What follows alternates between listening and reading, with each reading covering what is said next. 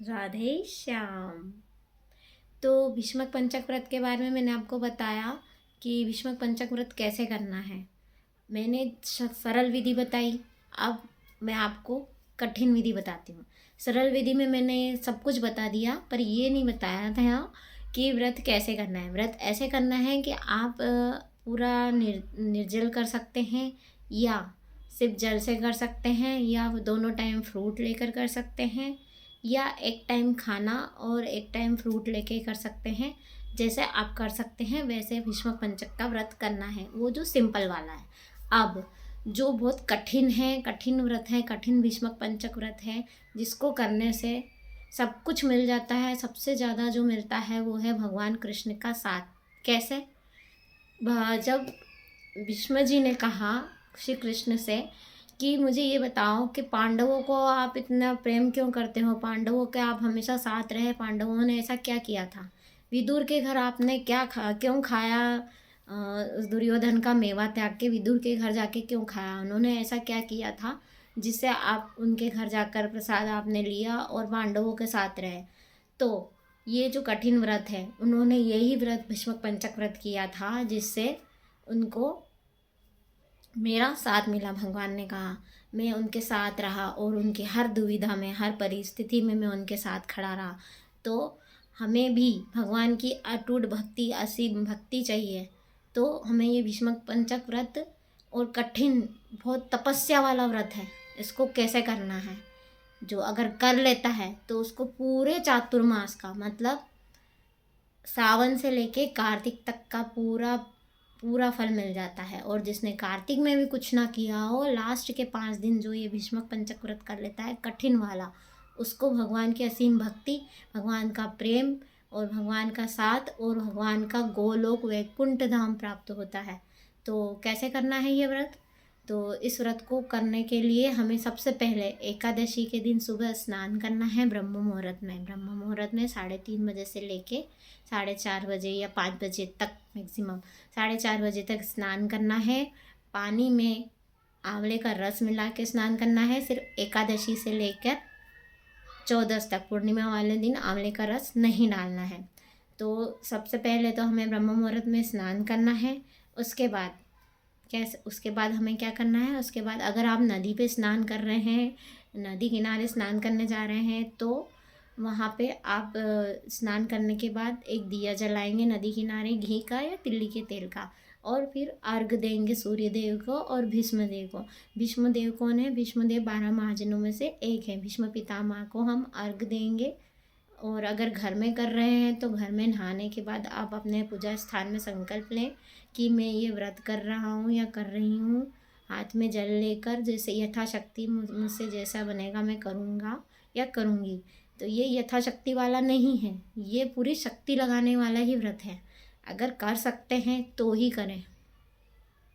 तो इसको कैसे करना है, आपको कर सकते हैं, इतना ज़्यादा टफ नहीं है, पर फिर भी हाँ टफ तो है।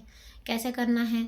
तो इसको हमें सबसे पहले तो पूरा संकल्प लेना है, पूजा करना है। जैसे हमें सिंपल में मैंने आपको बताया कैसे व्रत करना है, कैसे संकल्प लेके पूजा करना है, वैसे ही इसमें भी पूजा करना है। भीष्म पितामह को अर्घ देना है, दिया जला के रखना है, सफ़ेद तिल्ली चढ़ाना है श्री हरि विष्णु को, कृष्ण को, बलराम को, लड्डू गोपाल को या राम जी को, जो भी आपके पास स्वरूप है कृष्ण का, उनकी पूजा करना है, अभिषेक करना है, पंचामृत से स्नान कराना है। पंचामृत नहीं तो जल गन्ने का रस, जो भी आपके पास है उससे स्नान कराएं। उसके बाद उन वस्त्र पहना कर तैयार करें, विष्णु सहस्त्र नाम पढ़ें, आरती करें। और फिर हमें क्या करना है, इस व्रत में पहले दिन हमें गाय का गोबर लेना है, मात्र सिर्फ गाय का गोबर, और कुछ भी नहीं लेना है पूरे दिन। कैसे? आप इतना सा लेना है, बहुत सारा नहीं कि ऐसे खाना है, इतना सा गाय का गोबर लेना है। उसको पानी में आप मिला के घोल के भी पी सकते हैं, या फिर ऐसे ही सूखा ले सकते हैं, मतलब गीला सूखा जैसा भी आप लेना चाहें, गीला ही लेते हैं उसको। तो शुद्ध गाय का ही होना चाहिए, देसी गाय का, जर्सी गाय का नहीं चलेगा। तो देसी गाय का गोबर लेना है पहले दिन। तो सबसे टफ है ये, बहुत टफ व्रत होता है, पर कर सकते हैं। एकादशी वाले दिन, द्वादशी वाले दिन हाँ, तो अब इसमें आप ये बोलेंगे कि द्वादशी का पारण कैसे होगा? पारण करना तो बहुत ज़रूरी होता है, अगर पारण नहीं किया तो एकादशी का व्रत का फल नहीं मिलता। तो पारण हमें कैसे करना है? सिर्फ एक चावल का दाना लेना है जगन्नाथ जी का, अगर आपके पास है जगन्नाथपुरी वाला तो वो, नहीं तो सादा एक चावल लेना है और उसको निगल जाना है। ना उसको चबाना है ना खाना है, सिर्फ उसको निगल जाना है। तो इससे आपका एकादशी का व्रत का पूर्ण हो जाएगा द्वादशी के दिन।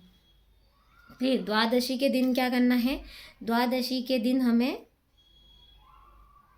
गौमूत्र लेना है। द्वादशी के दिन हमें गौमूत्र का पान करना है। कितना? थोड़ा सा गौमूत्र का पान करना है, इतना सा, एक ढक्कन आधा ढक्कन गौमूत्र पीना है। क्योंकि जो पंच पांडव हैं वो पांडव कैसे बने थे? उन्होंने 5 दिन तक 5 ब्राह्मणों ने यही लिया था और उससे वो पांडव, उनको ने अगले जन्म में पांडव का जन्म मिला। तो इसमें पहले दिन हमें गाय का गोबर लेना है, दूसरे दिन गौमूत्र लेना है, तीसरे दिन गाय का दूध लेना है और चौथे दिन हमें दही लेना है और पाँचवें दिन, तो पहले दिन गाय का गोबर लेना है, दूसरे दिन गौमूत्र लेना है, तीसरे दिन गाय का दूध लेना है, चौथे दिन गाय का घी लेना है और पाँचवें दिन गाय का दही लेना है। तो इस तरह से ये कठिन व्रत होता है। आपको थोड़ा थोड़ा ही लेना है, बहुत ज़्यादा नहीं कि पेट भर भर के खाना है, पेट भर भर के पीना है, दूध भी और वो भी। तो पहले दिन गाय का गोबर लेना है, दूसरे दिन गौमूत्र लेना है, तीसरे दिन आपको वो लेना है गाय का दूध, चौथे दिन गाय का घी और पाँचवें दिन दही। तो इसमें आप ऐसा भी कर सकते हैं कि आप कंदमूल ले सकते हैं। जैसे एकादशी में जो प्रसाद होता है कंदमूल, मतलब जो ज़मीन में हो, शक्करकंद है, आलू है, एकादशी वाला प्रसाद आप ले सकते हैं। फल ले सकते हैं, फल में जो बीज वाला फल नहीं हो वो लेना है। कौन सा? केला ले सकते हैं, और जो भी बिना बीज का फल हो वो बिना बीज वाला फल आप ले सकते हैं। और गाय का, और दूध बिल्कुल भी नहीं पीना है। ये सिर्फ पाँचवें चौथे दिन गाय का दूध, तीसरे दिन गाय का दूध लेना है। बाकी ऐसे दूध नहीं लेना है कि दूध और फ्रूट आप ले सकते हो। एकादशी वाला आप शक्करकंद और आलू ले सकते हो, और बाकी 4 दिन तक, ये 5 दिन तक ये सब लेना है आपको। इस तरह से ये 5-6 दिन आपने दही लिया तो ये व्रत पूर्ण होता है। और पूर्णिमा के दिन फिर हमें ब्राह्मण को बुलाकर वैसे ही संकल्प छोड़ना है वापस से, और ब्राह्मण को भोजन कराना है। या तो 5 ब्राह्मण को कराएं या 1 ब्राह्मण को कराएं, और ब्राह्मण जोड़ा मिल जाए तो जोड़े को कराएं। इस तरह से फिर उनको, जो आपने 5 दिन छोड़ा था, जो भी डिश छोड़ी थी, आप कार्तिक के 5 दिन भी कोई एक अपनी फेवरेट डिश छोड़ के व्रत कर सकते हैं, और उसको फिर ब्राह्मण को खिलाकर आप वापस से उसको ग्रहण कर सकते हैं। तो इस तरह से 5 दिन आपको व्रत करना है, और 5 दिन दीपदान करना है, तुलसी की भी पूजा करनी है और भगवान की भी पूजा करनी है। दोनों टाइम दिया लगाना है, और भीष्म देव को अर्घ देना है और सूर्य देव को भी अर्घ देना है। भीष्म पितामह का ये व्रत है। इस तरह ये भगवान से भीष्म देव ने पूछा था, इसीलिए इस व्रत का नाम भीष्मक पंचक हुआ। और भीष्म देव ने मतलब जो वो होते हैं बाणों की शैया पे लेट के 5 दिन ये व्रत किया था, इसीलिए इसे भीष्मक पंचक व्रत कहते हैं। फिर उन्होंने इच्छा से अपनी मृत्यु मांगी थी इस भीष्मक पंचक व्रत के बाद। तो इस तरह से हमें ये कठिन व्रत करना है। अगर आप ये कठिन व्रत कर सकते हैं तो आप इस तरह से व्रत करें, और भगवान के धाम गोलोक धाम जाएंगे, भगवान के साथ भगवान के धाम में वास करेंगे। ये है भीष्मक पंचक का कठिन व्रत, जो करना तो मुश्किल है पर नामुमकिन भी नहीं है। तो कर सकते हैं अगर मन में इच्छा हो और भगवान से प्रति प्रेम हो। तो अगर हम थोड़ा सा भी आगे बढ़ते हैं तो भगवान हमारा साथ देते हैं, इसीलिए आप ये व्रत कर सकते हैं।